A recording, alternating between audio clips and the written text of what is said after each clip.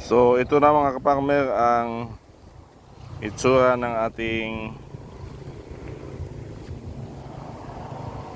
gulayan dito sa ating munting manukan. So ito yung bahay nila paggagapangan ng ating mga gulay. So ito yung paggapangin natin dyan sa taas.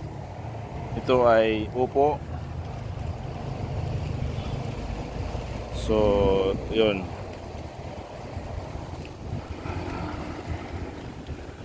So far maganda ang kinalalabasan ng ating pananim na gulay. So itong portion na to ay gawin nating gulayan. Doon sa dulo ay ating munting manukan. So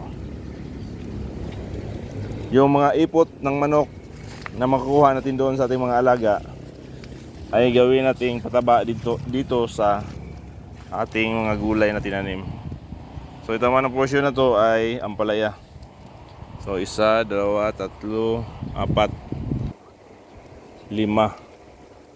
5 puno. At dyan sa tagiliran na tumubo na rin ay ang ating mga patola. So abangan nyo mga kaparmer ang pag-grow nila at pagbigay ng mga bunga kung sakali. So praise the Lord, happy Sunday at magandang araw ng linggo. Good morning sa lahat.